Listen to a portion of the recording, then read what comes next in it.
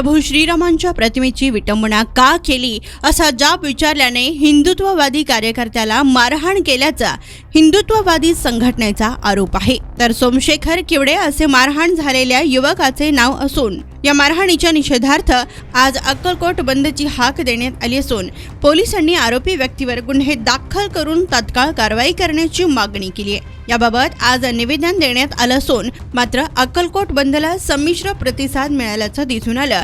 यावेळी पोलिसांचा चोख बंदोबस्त होता।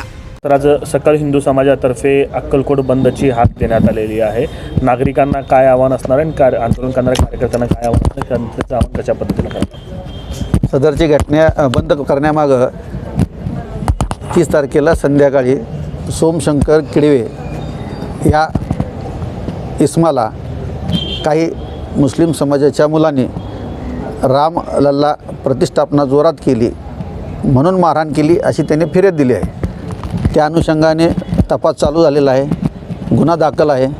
यातील ज्या आरोपीविरुद्ध गुन्हा दाखल केला त्यापैकी आरोपी क्रमांक 1 अटक करण्यात आलेला आहे।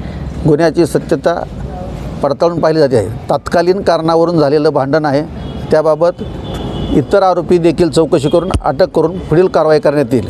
तसेच या घटनेच्या अनुषंगाने अक्कलकोट स्वामी समर्थच्या नगरीतील सर्व नागरिकांना आव्हान आहे की कोणताही वाद न ठेवता येणाऱ्या भाविकांच्या सुख समाधानासाठी शांतीसाठी शांतता राखावी आणि त्याप्रमाणे बंद न पाळता व्यापाऱ्यांना देखील व्यवसाय करून द्यावा, हे आवाहन करण्यात येते पोलीस स्टेशनला। सर, या प्रकरणामध्ये आतापर्यंत किती लोकांवरती गुन्हे दाखल करण्यात आलेले आहेत आणि कशा पद्धतीने पोलीस कारवाई करत आहेत? यामध्ये 8 लोकांच्यावर नावानिशी आणि इतर काही लोक असा गुन्हा दाखल आहे, त्यापैकी 1 आरोपी अटक केलेला आहे।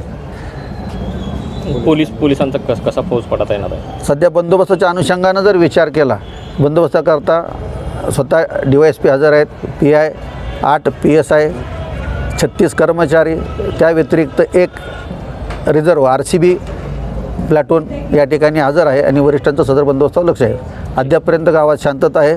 याचप्रमाणे गावकऱ्यांनी सर्व गटातटांनी सर्वांनी पक्षांनी शांतता राखावी असं मी आवाहन करतो। ओके।